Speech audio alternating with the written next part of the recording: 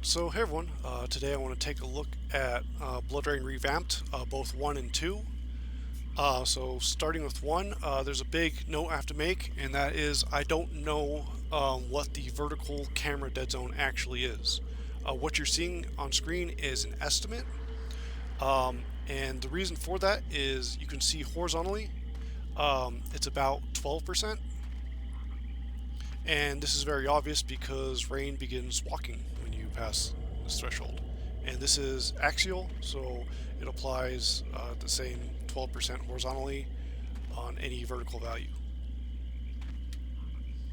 Now, as you can see, even though she begins walking, it's very difficult to see camera movement occur. You don't really see camera movement noticeably occurring until about 25 or 30%. My tests are really entirely dependent on me being able to see movement happening, so this makes it extremely difficult for me to notice. And if we notice the vertical, we saw movement happening at about 20 or 30% pretty easily, but here we can move to 50% and we don't see anything happening. 60%, nothing notable, and then it isn't until about 65% and 70% where we start seeing vertical movement start being noticeable. Now, when we look at the acceleration curve for this, this is actually a 4th degree power function. This is extremely slow, and just for reference, most of what I've covered on my channel are much lighter power functions. Even quadratics are often slow to many players, but they are extremely fast compared to a 4th degree power function. We're dealing with x squared quadratic to an x to the 4th. Just as some reference, moving 10% into a quadratic curve, 0.1, gives you 1% of your speed. 10% gives you 1% of your speed. With a 4th degree power function, moving 10% gives you 1% of 1% of your speed.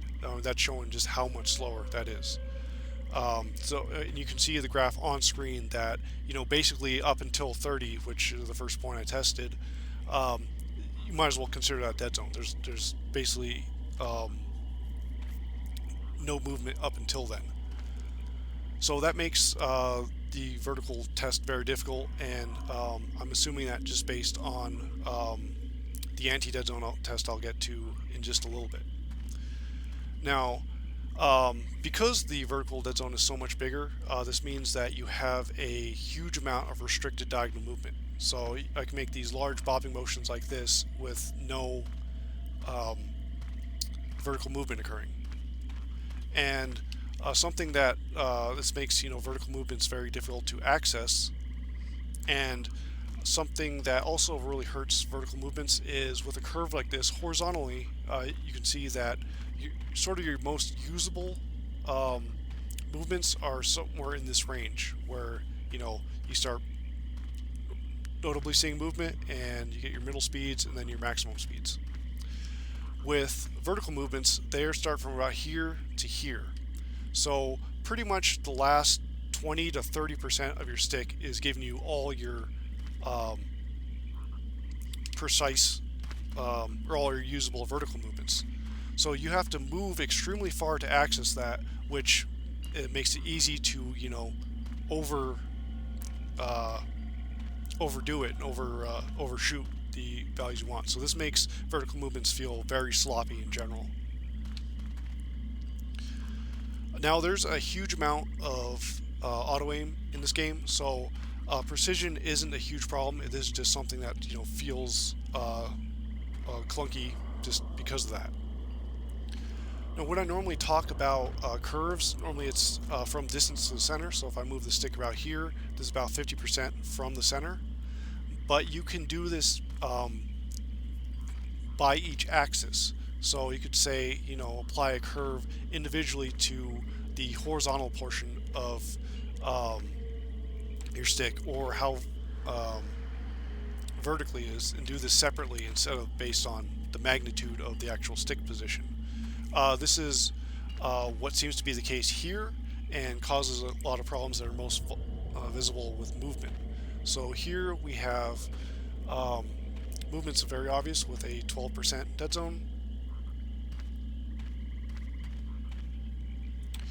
Just because of the animation. And to get out of the way, these lines over here, like normally, when you jump, you jump.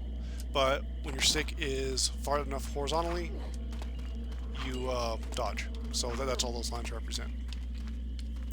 Now normally when trying to test for restricted diagonal movement, with axial dead zones it's pretty predictable, but test where I just test the displacement and see kind of zigzag. It's of course much more precise than this, and see how much I've displaced away from the original position. Now with the curve being axis and applying individually to different axes, this means that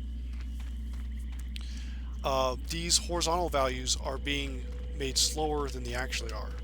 So when you can see that if I bob the stick like this, like rain is not really being affected by this, even though I'm past what the axial dead zone would restrict. But if I make further turns slowly, you can see that the diagonals were basically scrunched up into this region. The rest of the stick isn't restricted, it's just those values are so slow that even though I'm making about like 50% movements, because the curve is being applied horizontally, it's taking those 50% and raising it to the fourth power, which outputs like just much lower values. So it's only seeing that I'm moving horizontally a few percent. It isn't until you move the stick more fully where you start seeing values pop in. This is something that actually doesn't happen in BloodRayne 2, which I'll demonstrate in a bit, but this really limits your diagonal movement. While you don't lose any, you functionally do, just because it's very difficult to access these angles. You have to make very wide movements to do so. And that probably applies to the camera, but given the other issues, it's difficult to see that. Now I want to demonstrate using an Antideadzone script to show what a change to circular dead zones and addressing this curve issue would look like. So if we change that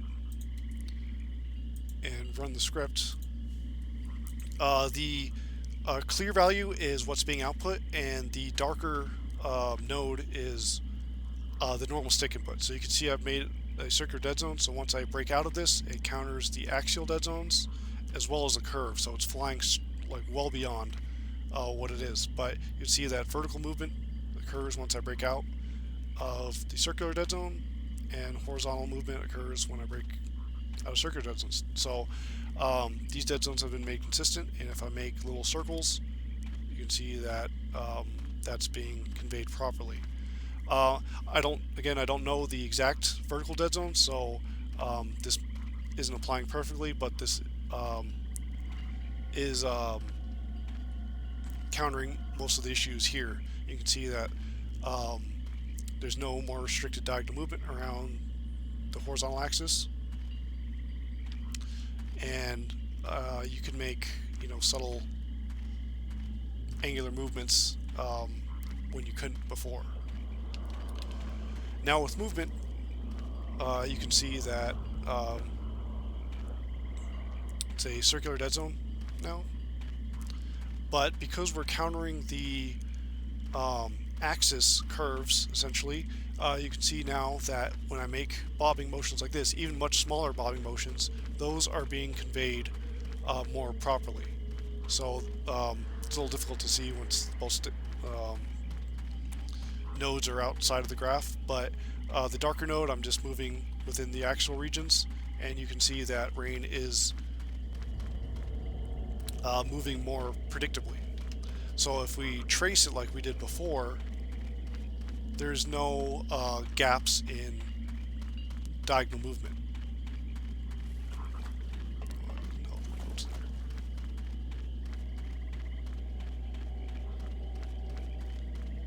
So instead of having all your angles, really most of your diagonals scrunched right around here, they're now spread around completely.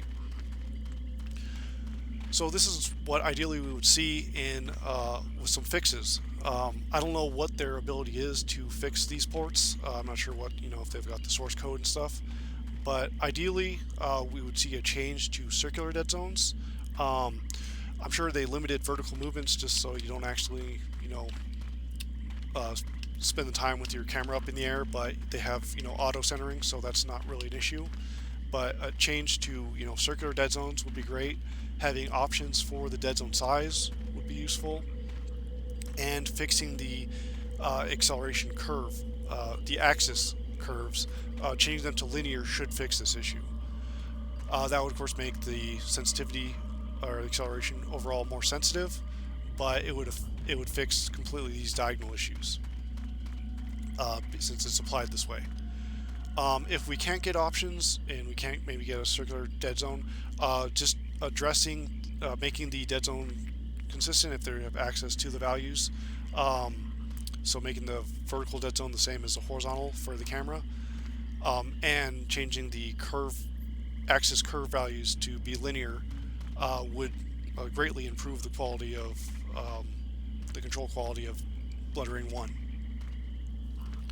So I'm going to move on to BloodRayne 2 and do a similar comparison there, but you will be able to see quite a bit of difference. There is no issue with the axis curves, or the axis curves over there. So stick around for that. Alright, so we're in the beginning section of BloodRayne 2 to demonstrate this. So the dead zones here are quite a bit more obvious. So for the horizontal camera movements, you have to move 12%. And you can see that happens. These are axial dead zones. But vertical movements are very obvious at 28% about. And this is because this uses a linear curve.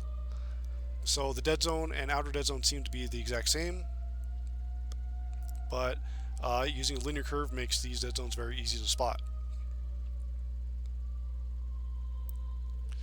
Of course, the vertical being larger than the horizontal still leaves you with quite a bit of restricted vertical movement in addition. But there's seemingly smaller dead zone, vertical dead zone, than there was in the estimated of the BloodRayne 1, which definitely helps vertical movements, and linear curve having easier access to sort of usable vertical acceleration values makes controlling your vertical movements feel quite a bit better. It still would be better if the vertical dead zone was the same as the horizontal, but just by default this is quite a bit better than the first games. Movement, you can see, is a 12% square, exactly like the first games. And tracing right around the dead zone, you can see the limited diagonals just right around the dead zone very clearly. And otherwise, restricted diagonals. But the curve itself isn't a problem in this game. Even if the this game were set up with axis separated curves, using a linear curve makes this not an issue. You can see that I can make the same bobbing motions I made before, and those are being conveyed very clearly, only being restricted by the axial dead zone.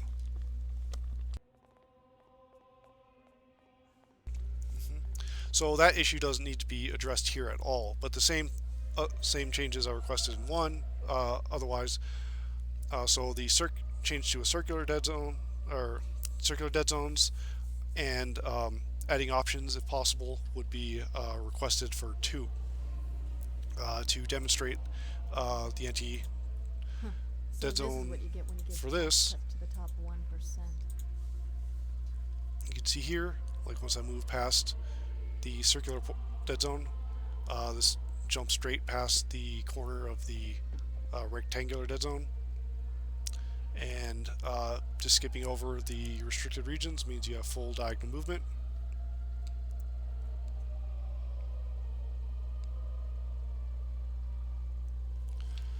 And you have pretty fine control over your vertical and horizontal movements. Set up shop in Transylvania.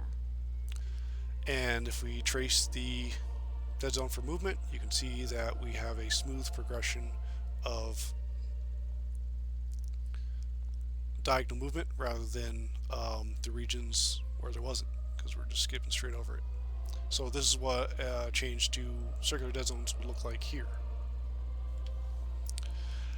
So again, I don't know how feasible it is to add options. I'm not sure what kind of control the current team has over adding options to these ports, but dead zone options would be great. If not, change to circular dead zones,